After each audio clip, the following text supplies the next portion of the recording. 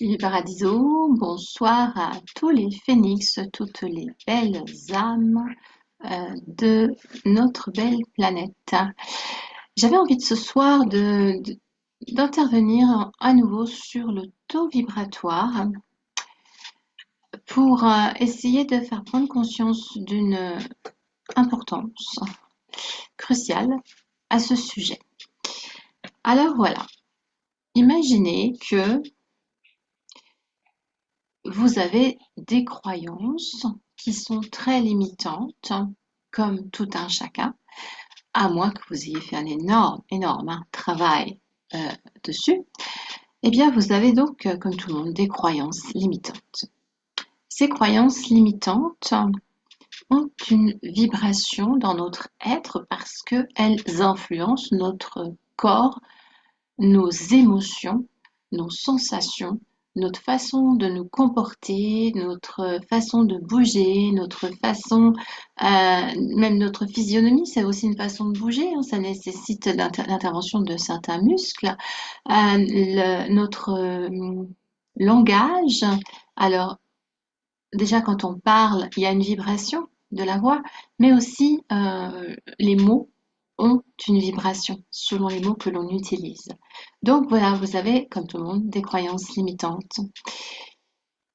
Et vous en avez beaucoup parce que vous n'avez pas assez travaillé sur vous. Qu'est-ce qui va se passer? Eh bien, le taux vibratoire, le vôtre, en l'occurrence, mais pas que, votre taux vibratoire ne va pas être aussi élevé qu'il pourrait l'être si les croyances limitantes avaient été nettoyées et que du coup vous aviez des croyances que l'on nomme aidantes, des croyances qui vous permettent d'avoir une belle vibration.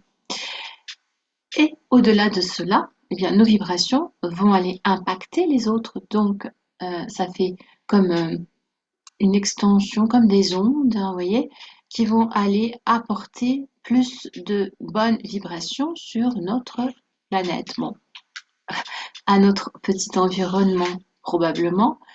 Et si vous avez, comme moi, un certain impact sur Internet, ben plus vous avez d'impact, plus ça peut s'étendre ailleurs, plus loin.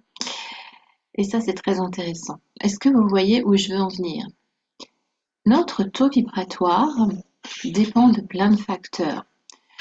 Mais ce qui est certain, c'est que nos croyances, qui sont non travaillées, qui sont des programmes qui nous ont été donnés dans notre enfance, pour la majorité, puis notre adolescence et la suite de notre vie. Mais dans notre enfance, nous n'avons pas la conscience de faire le tri nécessaire, donc nous en avons beaucoup plus. Et puis nous sommes comme un ordinateur qui n'a pas encore rentré de données. Nous sommes des êtres qui rentrons les données quand nous sommes enfants.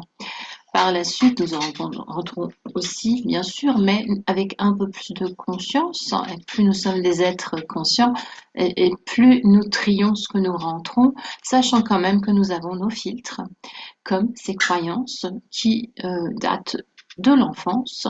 Mettons que vous ayez 18-19 ans, il y a fort à parier que ces croyances n'ont pas été travaillées, nettoyées, donc elles y sont, hein.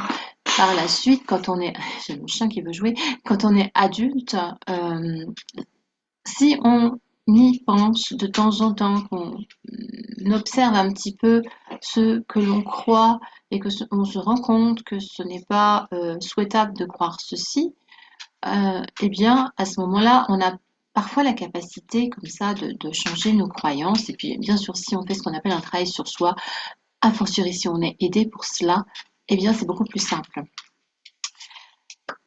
Cette base de croyance que vous avez influe votre taux vibratoire et, comme vous le savez, je m'adresse essentiellement à ce que j'appelle les êtres éveillés, entre guillemets, hein.